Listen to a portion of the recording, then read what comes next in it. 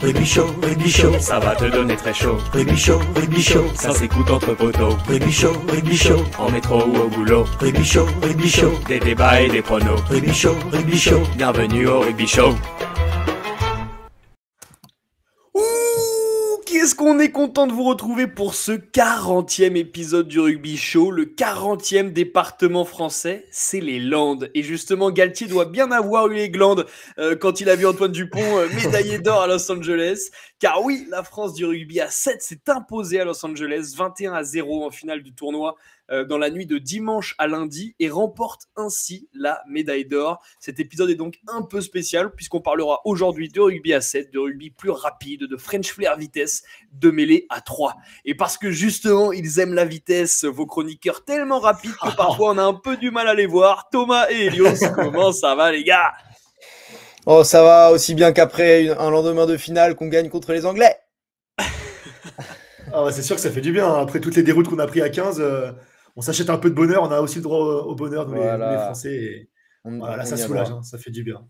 Ah, surtout premier bonheur depuis 19 ans. On le rappelle que les Français, je crois, n'avaient pas gagné de tournoi à 7 depuis 19 années. Donc, depuis 2005, c'est dingue. C'est une éternité. Ça fait plus longtemps que les âges de la plupart de nos auditeurs. Donc honnêtement, c'est assez impressionnant, hein, putain. Bon, évidemment, quand on parle de rugby à 15, on fait des épisodes longs. Quand on parle de rugby à 7, on fait des épisodes plus courts. Donc, je vous propose tout de suite qu'on se lance dans le plan, les gars. On va d'abord aborder un peu pour nos auditeurs peut-être pas très initiés. On va raconter un peu ce que c'est que le rugby à 7. On va plonger un peu dans l'histoire du rugby à 7 avec notre spécialiste Thomas. On abordera évidemment votre rubrique préférée. Hein. J'ai nommé la question à 100 dirhams. On fera un petit crochet par Los Angeles où on a trouvé beaucoup d'or dans la nuit de dimanche à lundi. Et puis évidemment, on abordera le sujet du facteur X. J'ai nommé Antoine Dupont, né à Lannemezan. C'est parti tout de suite pour les trompettes. Trompettes.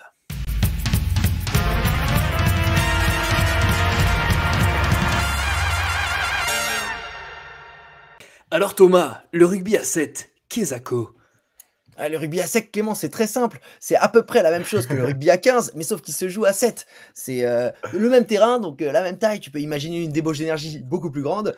Et ça se joue à 7 contre 7, demi-temps de 7 minutes et beaucoup de spectacles. Là, mais je voulais faire un petit peu un zoom aussi sur le profil des joueurs. Donc, il n'y a pas forcément il y a des premières lignes parce qu'il y a des mêlées à 3 contre 3, mais il n'y a pas des premières lignes énormes, un peu gras. Et peu mobile, il n'y a pas de gros sac, avec tout le respect qu'on doit aux premières lignes qu'on adore et sans qui on serait rien au 15, mais on n'a pas besoin d'eux à 7. Donc c'est cool. Et ouais, donc la plupart des joueurs, ils ont plutôt un profil de troisième ligne ou alors plutôt de centre ou d'ailier. Donc c'est des mecs, comme tu l'as dit Clément, plus rapides, plus athlétiques. Ouais. Masse graisseuse souvent très basse, relativement puissant, relativement rapide, relativement technique, des skills ballon en main. Donc c'est un jeu très impressionnant. On rappelle que le 7 a été remis au JO en 2016 et du coup aussi en 2020. 2 éditions remportées par qui, les gars ? Les Fidjiens, monsieur. Les Fidjiens. Double champion olympique. Et messieurs, peut-être pour préciser à nos auditeurs, la grosse différence, c'est pas juste les règles, c'est aussi le tournoi et la façon dont ça se joue. Parce qu'en fait, ça ressemble un peu à de la Formule 1, peut-être, sur la façon dont ça se déplace tous les week-ends. Bah, il y a une dizaine d'étapes dans plein de villes. Tu as Hong Kong, Singapour. Là, il va y avoir Paris, même si ça peut changer d'année en année. Il y a Madrid. Ouais. On joue à Los Angeles, à Vancouver. Enfin bref, ça se joue partout dans le monde. Comme tu disais, un peu à l'image des Grands Prix de F1. Ça se joue sur un week-end avec des matchs de poule. Puis ensuite, quart de finale, demi-finale, finale. Et toutes les équipes vont jouer autant de matchs parce que tu joues pour te classer. Donc même si tu es dernier de ta poule, tu vas jouer pour la dernière place. Ouais, il faut aussi préciser qu'à date, il n'y a pas encore de championnat professionnel international des clubs et que pour l'instant, les joueurs représentent leur nation à l'image du coup de Dupont qui a représenté sa nation aussi ce week-end. Ouais, et la raison pour laquelle en France on est devenu plutôt meilleur ces dernières années, c'est parce qu'on a créé des championnats locaux avec nos équipes de France à 15, enfin les clubs professionnels en top 14. Je crois qu'il y a 3 tournois de Super 7 sur l'année et ça permet à plein de petites pépites d'avoir du temps de jeu et d'exploser aux yeux des recruteurs et du grand public. Ouais. Ça a fait pas mal de bien à l'équipe de France, sachant qu'il y a une convention entre la LNR et la FFR pour l'équipe de France A7, où ils ont le droit de sélectionner des joueurs par club. Je crois que c'est un joueur par club, sauf qu'ils ont fait une convention spéciale pour Dupont, évidemment. C'est ce qu'on appelle la convention Dupont. Thomas, je crois que tu voulais faire aussi un petit point rapide sur quelles sont les équipes qui sont un peu sur le toit du monde au rugby à 7. Bah, Elios, tu as parlé des doubles champions olympiques, les Fidjiens. Et les Fidjiens, même si à 15, ils ont du mal à être un peu organisés, c'est des mecs ballon en main, ils font n'importe quoi, des offloads, sur offload. À 7, ça marche hyper bien. Et ça les a guidés vers 2 titres olympiques. Dans ce style de jeu, il y a aussi les Néo-Z. C'est peut-être un peu les deux plus grosses équipes historiquement. Et puis en ce moment, tu as les Argentins qui survolent et qui ont gagné le championnat l'année dernière. Et Ils sont trop forts. Qui sont vraiment très très forts. Et puis les Irlandais qu'on a battus en demi-finale, c'était peut-être le plus gros match de nos phases finales ce week-end. Les Irlandais qui envoient du gros steak, qui ont une équipe qui est très récente. Ils n'avaient pas d'équipe à 7 il y a de ça quelques années. Et puis là, ils sont 2e du classement actuellement. Ouais, ils envoient du beau jeu. Bah, comme tu dis, Thomas, à l'image des Fidjiens, le 7, c'est un jeu incroyable et impressionnant. D'ailleurs, j'invite les auditeurs à aller faire un tour sur YouTube et regarder quelques résumés de match, quelques résumés des plus belles actions. C'est vraiment incroyable. Mais le 7, c'est phénoménal sur le terrain et aussi, surtout, en dehors des terrains. On sait qu'il y a il y a une atmosphère vachement particulière. Tous les déguisements, aussi farfelus soient-ils, sont les bienvenus. Les gens boivent beaucoup de bière. C'est des tournois qui durent toute la journée. Donc les gens finissent souvent relativement alcoolisés. Mais tout ça pour dire qu'il y a une ambiance très, très détachée, très détendue qui est très appréciable. Et je crois, Thomas et Clément, vous avez eu la chance de participer au Hong Kong Sevens, qui est le Sevens peut-être le plus réputé du circuit. Absolument. Participer de loin. En tribune. Participer en tribune. Ah, c'est ça que je voulais dire. Ouais, mais t'inquiète qu'on y a mis du cœur. Fait chier, on s'est rendu compte à mi-journée qu'on était assis dans le mauvais sens. On regardait pas du bon côté. Ouais, on vous a aperçu à la télé avec des beaux moule bites et des kimonos, je crois, ou des parios. C'était sympa. Monsieur, tu as l'œil, toi. La grande classe. Ce qui est cool, c'est que tu vas, tu vois 20 matchs dans la journée, ça s'enchaîne, il y a du spectacle, les gens sont bonne ambiance, et t'as pas forcément besoin de si bien connaître le rugby que ça pour apprécier le Sevens, parce qu'il y a une dimension athlétique et de vitesse qui est compréhensible par tout le monde. T'as pas ces phases de pick and go, de jeu au pied qui peuvent être un peu incompréhensibles. C'est ça. Et bah les gars, merci. 30 secondes. Je crois qu'on est Merci les gars d'avoir éclairé nos lanternes. C'était extrêmement intéressant de vous entendre parler de rugby à 7. Merci d'avoir éclairé nos auditeurs. Je vous propose tout de suite qu'on passe à la fameuse rubrique préférée de tous les Français, la question à sens unique. Trompette.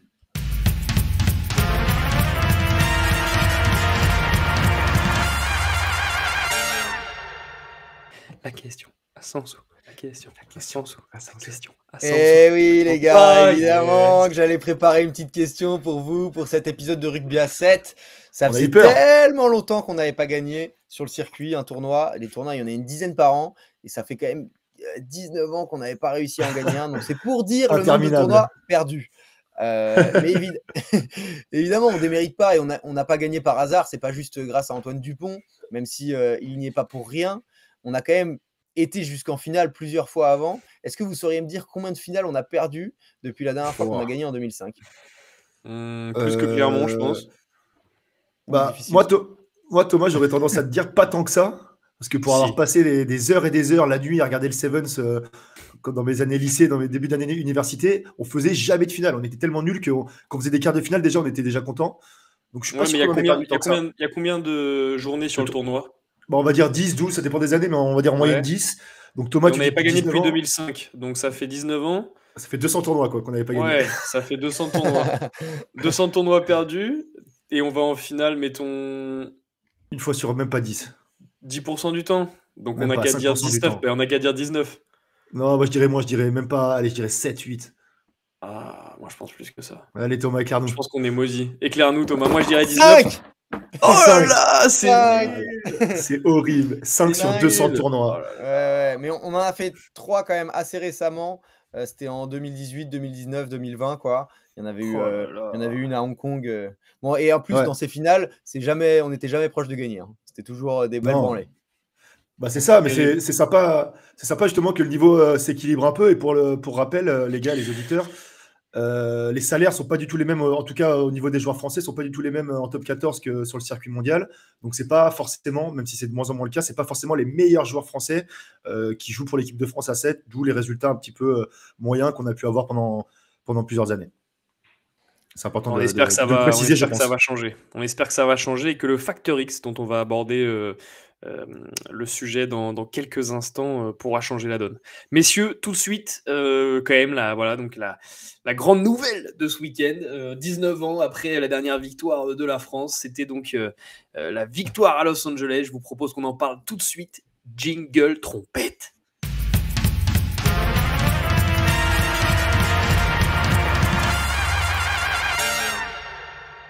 La France en or, Monseigneur. Les gars, on a gagné. Il était 3h30 du matin. Toute la France était debout. 60 millions de téléspectateurs sur France Télévisions. 62, je crois. 62 millions pour vous représenter. C'est 101% de la population française qui était devant son écran. Non, il y avait tous les tom-toms aussi. Il y avait tout le monde. Toutes les anciennes colonies, tout le monde. Thomas a eu la chance de le voir en direct. Pour certains, ça a été la surprise au réveil. La France s'est donc imposée contre le Royaume-Uni. Car Thomas est chômeur. La France s'est donc imposée, les gars, après une demi-finale contre l'Irlande et donc une finale contre le Royaume-Uni, une médaille d'or. Voilà, parlez-moi de ça. Parlez-moi de ça. Ouais, déjà, on peut parler de la Grande-Bretagne. C'est magnifique de battre tous les Britanniques d'un coup. Oh là là, les Écossais, les Gallois, les Anglais, dans le même sac. Bing! Ça, c'est vrai que c'est marrant. Hein. Les Britanniques, ils avaient des équipes un peu individuelles. Là, ils ont décidé de se mettre tous ensemble, comme tu l'as dit, Thomas. Et même avec ça, ça suffit pas à battre les Français. Donc, les battre sur un gros crunch comme ça en finale, c'est magnifique. Surtout juste après avoir battu les Irlandais en demi-finale. Les Irlandais qui nous ont fait du mal à 15. Moi, ça me faisait aussi plaisir de les battre à 7. Hein. Non, ouais, ça fait plaisir de les battre. Surtout qu'ils vont nous battre à Lyon dans 2 semaines à 15. Donc, voilà, c'est... Ah, les Anglais, ouais. C'est sympa de battre à 7. T'es un fou. Tu sauras, en plus, tu vas y aller pour voir une défaite, toi. Ouais. Mais ouais, les gars, pour résumer, magnifique performance. Par contre, on avait un tableau assez ouvert. Vous l'avez répété, la Grande-Bretagne qui était classée que 10e au classement mondial. Bon, l'Irlande qui est classée 2e, donc c'était une belle performance, mais une finale quand même relativement. On était quand même plutôt favoris. Bah, c'était la vraie perf, c'était les demi-finales. D'ailleurs, on gagne que 2 points contre l'Irlande, mais c'était un match sur une transformation ratée. Ouais, et c'est ça, l'Irlande qui marque en coin. Ah, il y a une règle qu'on n'a pas dit dans le rugby à 7, les transformations, c'est en drop. Donc, il y a quand même un bel avantage à marquer sous les poteaux plutôt que de marquer en coin, parce que je t'explique pas la transformation quand tu es en bout de ligne, déjà qu'elle n'est pas facile sur un tee. Alors, en drop, elle passe pas souvent. Et du coup, quand on les a vus marquer sur l'aile, on était quand même bien contents, les Irlandais. Ouais, c'est sûr. Bah, surtout qu'il faut rappeler quelque chose aussi, c'est qu'à 7, entre guillemets, évidemment, il y a des équipes meilleures que d'autres et des favoris, mais entre guillemets, tout le monde peut gagner contre presque tout le monde. Donc c'est ça aussi qui fait la beauté du 7, c'est que c'est un sport accessible. Tout le monde peut gagner contre tout le monde.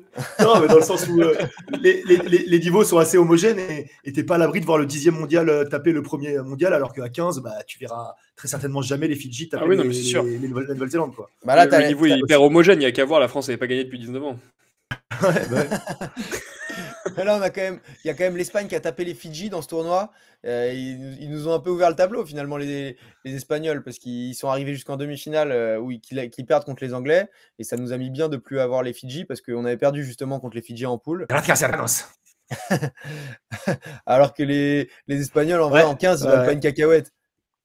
Ouais, non, c'est vrai qu'ils valent pas grand-chose. Mais c'est ça aussi qui est sympa avec le 7, c'est que justement des nations qui sont pas forcément réputées pour être fortes au rugby peuvent éclore à l'image par exemple des États-Unis, à l'image tu l'as dit Thomas, de l'Espagne. Donc ça, même le Kenya qui était très fort aussi à un moment, le Kenya au rugby, oui, vous ne rêvez pas. Donc c'est ça qui est sympa aussi au 7, à 7 Clément, c'est que c'est très accessible. Tout le monde peut jouer, tout le monde peut gagner. Même toi, Clément.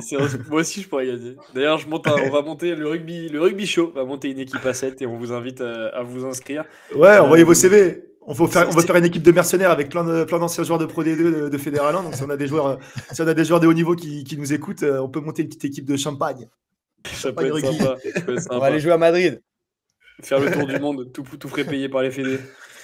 Les gars, donc voilà, on a vibré un peu pendant cette nuit mouvementée. Une nuit plus mouvementée que d'habitude, en tout cas pour Helios. Et on peut le dire. C'est vrai qu'il se passe pas grand chose en ce moment, moi. Et on peut le dire, cette victoire reposait largement sur un facteur qu'on a appelé le facteur X. Et donc, je vous propose qu'on parle tout de suite. Le facteur D.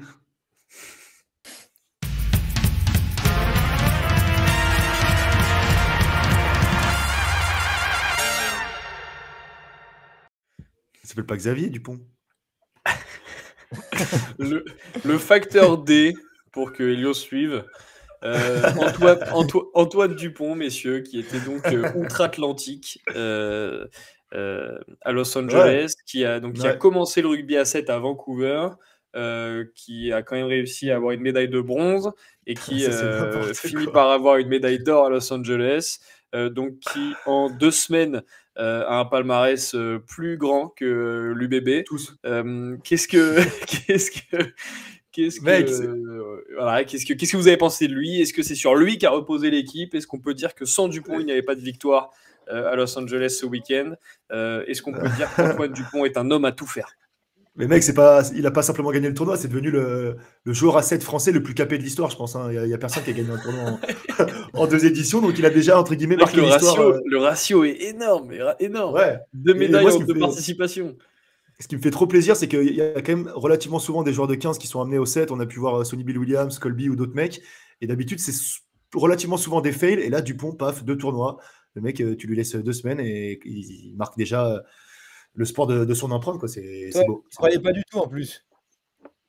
Ouais, j'y croyais. Enfin, je croyais pas qu'il allait s'adapter aussi facilement. Ouais, non, ça pour être très honnête, je me suis trompé là-dessus. Mais je pensais qu'il allait plus de temps à s'adapter. Encore plus virulent dans tes propos, mais peut-être que tu veux pas l'admettre devant tout le monde. Non, tu sais quoi, devant la France, pas forcément les 60 millions de téléspectateurs.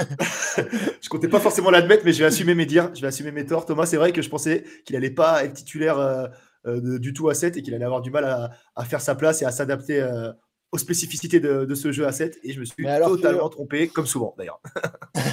Alors qu'il est déjà en train de réinventer le sport, hein. Le 7, tu te dis bon bah on va essayer de faire de la place à l'ailier pour que l'ailier aille courir, et lui il te fait des percées au milieu du terrain mais dans tous les sens, c'est n'importe quoi. Alors que des premiers tournois, il a fait un premier match un peu timide et après tu sens qu'il a pris du galon, et là le mec il est presque meilleur joueur du monde à 7. Bah ouais, c'est surtout qu'il a même fait une passe transversale au pied, passe décisive au pied pour un essai magnifique. Ça se fait rarement, ça, à 7. Le gars, au bout du tournoi, déjà, il ramène un petit peu de 15 au 7 et il révolutionne déjà un petit peu le sport. Et où va-t-il s'arrêter, ce mec? Et d'ailleurs, les gars, je sais pas si vous avez vu, mais du coup, comme tu l'as dit, Clément, c'était outre-mer, le tournoi, c'était à Los Angeles. Et donc, on a pu voir Dupont parler, s'exprimer en anglais. Et honnêtement, il n'est pas dégueu du tout. Bon, il a un accent franchouillard. Bien du sud-ouest, mais à part ça, niveau vocabulaire, niveau grammaire, niveau expression, il est très très bon. Hein. J'étais vachement surpris. Il est bon dans absolument tout ce qu'il fait. Dans tout ce qu'il entreprend, mec, c'est un 10 sur 10, c'est hallucinant. Ce joueur, c'est hallucinant. Il quitte l'équipe de France à 15. L'équipe de France à 15 devient nulle. Et on perd. Et on perd le tournoi. Tout simplement. Et que fait la police? Et puis il arrive, il fait 2 tournois, une 3e place, une première place, c'est juste n'importe quoi. Et dans tous les sports, plus on parle de ah non, on dépend pas d'un seul joueur, plus ça veut dire qu'on en dépend. Je suis désolé. Là, on fait que à 100%. Et puis en dehors de ça, il n'y a qu'à voir l'effet de halo positif que ça a eu sur le rugby à 7. Bon, il y a des gens qui m'ont parlé de rugby à 7 au bureau aujourd'hui. C'est des gens, ils ne savaient même pas que ce sport existait il y a une semaine. Et là, tu as l'impression que c'est des spécialistes du tournoi de Los Angeles et de Vancouver. Mais il y a des gens qui t'écoutent depuis maintenant 20 minutes et qui ne savaient pas que ce sport n'existait non plus. Absolument. Et on les embrasse. Après, je trouve là où il faut faire gaffe, les gars, c'est qu'il ne faut pas non plus se rapprocher trop du football où tu as le joueur star qui fait tout. Moi, ce qui m'a un petit peu agacé aussi quand j'ai regardé le Seven, c'est que à chaque action, à chaque commentaire, c'est Dupont. Et c'est pas non plus. Même si le 7 est un sport beaucoup plus individualiste que le 15, mais il faut faire gaffe quand même à pas trop rentrer dans cette philosophie un peu footballistique de mettre en avant et de mettre. Je suis d'accord. Il y a une surmédiatisation en ce moment, parce que évidemment que les journaux ils parlaient pas du 7 du Sevens tous les week-ends alors qu'il y a 10 tournois par an, et là tout d'un coup c'était tous les projecteurs alors qu'il y avait 8 heures de décalage horaire. Ouais, c'est sûr, mais il faut faire gaffe. Les envoyés spéciaux. On a failli envoyer Elios à Los Angeles. Hein. Ouais, j'ai raté mon vol, j'avais oublié mon passeport à la maison, malheureusement, je me suis fait baiser. Mais les gars, vous Madrid, ce petit gars du Gers à Hollywood, c'est American Dream, hein, vous réalisez pas vous. Non, mais pour vous, c'est l'heure facile, mais non les gars. Hein. Ce mec représente un peu des espoirs catalysés de tous les Français. Ouais, mais évidemment.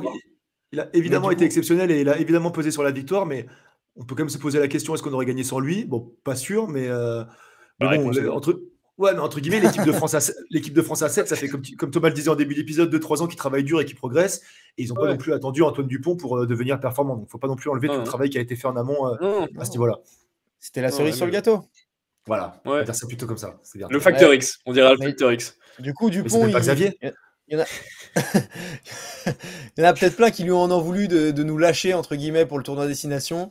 Et c'est vrai que ça nous fait un peu mal quand on voit l'état dans lequel notre équipe de France est.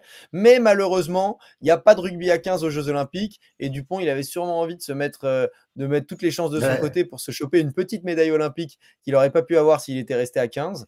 Mais d'ailleurs, le rugby à 15 était un sport olympique il y a bien longtemps, messieurs, vous vous en souvenez? Comme si c'était hier. Je m'en souviens. Pas vraiment. J'ai eu des échos. Ah ouais, t'as eu des échos. Mon arrière-grand-père m'en parlait brièvement en fin de vie. Je me souviens qu'il me racontait quelques anecdotes sur les dernières années. Il me berçait trop près du mur, là. Mais je pense que du Ricard dans le biberon. Ça devait être il y a une centaine d'années, la dernière fois que le 15 était au JO, et il a disparu à la suite d'une finale ultra violente à laquelle la France a évidemment participé, à base de fourchettes, de coups de poing. Les gens disaient qu'ils avaient jamais rien vu d'aussi violent. Et puis le rugby, il a mis du temps à se refaire une place aux Jeux Olympiques. Hein. Ouais. Et puis après, il y a la guerre mondiale. Les gens, ils ont arrêté de dire qu'ils n'avaient rien vu d'aussi violent, je pense. Non, mais les gens, quoi. Les gens. C'est vrai, Thomas, tu as raison. Je crois qu'il y a eu uniquement que 2 éditions en 1920 et en 1924. D'ailleurs, la dernière fois qu'on a eu les Jeux Olympiques en France et sur le sol parisien. Donc, comme tu dis, il y a eu de violentes bagarres et ça a duré que 2 éditions. Et on a dû attendre presque 100 ans pour le revoir en 2016 à Rio. Ah, mais non, pour revoir le rugby, pardon. Pas le rugby à 15. Quand tu vois qu'une Coupe du Monde, ça dure 2 mois, tu te dis c'est compliqué à caler dans des JO, quoi. Ouais. Bon, complètement. Alors, tu fais un tournoi avec les 8 premiers. Du classement direct en quart. Ouais, direct en quart. Il pourrait. En effet, on va le proposer au comité. On va le proposer au comité olympique, les gars. Ça, c'est le prochain projet du rugby show. Dupont joue à 7 et à 15 en même temps. Je pense qu'il en est capable, hein, mais bon. C'est ça. Avec un petit peu de cryothérapie entre 2 matchs. Un petit peu de baume du tigre, un peu de cryothérapie, et hop, là, il est reparti, comme en 40. Les gars, on avait dit qu'on faisait un épisode court. Je pense qu'on est en train de s'emballer. Peut-être un petit mot sur ce qui va arriver, parce qu'on a quand même un week-end rugby à 15 qui arrive, et notamment avec le déplacement de l'équipe de France chez nos amis gallois. On espère qu'il y aura autant d'engouement autour de l'équipe de France et aussi autant de victoires. Ouais, il y a déjà de l'engouement dans ta voix, Clément. Hein. Ça me fait plaisir. Moi, c'est compliqué en ce moment. Hein, non, mais c'est bon, c'est le moment de tout changer. C'est le moment de retourner la table. C'est le moment de retourner la table, Fabien. Moi, je ramasse mon grand-père à la petite cuillère tous les dimanches. Hein. Donc, Fabien, il va falloir. Fabien, mets-nous un coup de pied à la fourmilière, là. Fabien, regarde le top 14 pendant les doublons. D'ailleurs, les gars. D'ailleurs, je sais pas si vous avez vu, mais il y a un petit centre à Bordeaux. Enfin, petit centre, je dis petit centre, il est assez grand. Je crois que c'est De Pouter ou De Poutour. Je sais pas s'il est sélectionnable en équipe de France. C'est un petit gars, mais si jamais c'est le cas, je pense que ça pourrait être un bon call. Il faudrait regarder, c'est un vrai sujet. Il a marqué un doublé ce week-end. Oh là là, et quel doublé, le salopard encore. Quel joueur. Notre micro est ouvert. Ouais, le mec, t'as l'impression que tu le piques à l'orgueil, tu le sélectionnes pas, paf, il rentre en club, le coup près qui tombe, il te met un magnifique doublé, 200 mètres de percée. Vous n'êtes pas content? Doublé. Doublé, ouais, c'est ça, magnifique. Mais moi, je pense que Galtier, il a soit un problème de Wi-Fi, il n'a pas payé sa facture pour la fibre, soit il n'a pas les abonnements Canal. Est-ce que quelqu'un a des codes Canal à donner à Fabien Galtier, les gars? Parce qu'apparemment, il n'a pas accès au multiplex, il n'a pas accès au match du dimanche soir, il n'a jamais vu de porteur s'exprimer, visiblement, quoi. Comment tu peux pas sélectionner ce mec, quoi? Non, mais il avait pris une semaine de vacances, Galtier, il avait décidé de couper. Ça lui faisait du bien de couper. Tu te rends pas compte ce que c'est, toi? Bon, on espère que cet épisode vous a plu. Merci de nous avoir écoutés aujourd'hui. On espère que cette petite parenthèse à 7 vous a fait du bien. Un peu de baume au cœur pour l'équipe de France. Un peu de baume au cœur pour tous les Français. Allez les Bleus, évidemment. On vous donne rendez-vous la semaine prochaine pour débriefer de ce qui sera une victoire au Pays de Galles, on l'espère. Elios, en tout cas, a mis 1 000 € sur un essai de Porter. Donc victoire de plus de 10 points. Victoire de plus de 10 points, dont 2 essais de Porter. Oui, Fabien, la compo c'est jeudi, tu nous déçois pas, Fabien. Merci pour vos encouragements, merci de nous écouter toutes les semaines. On vous donne rendez-vous donc la semaine prochaine et surtout, n'oubliez jamais, le rugby show, c'est chaud, gros. T'as intérêt à être chaud, Fabien. On va faire péter Instagram jeudi si jamais tu ne mets pas de porteur dans la compo. Ça fait un bon froid, Fabien. Chaud. En métro ou au boulot. Rugby Show.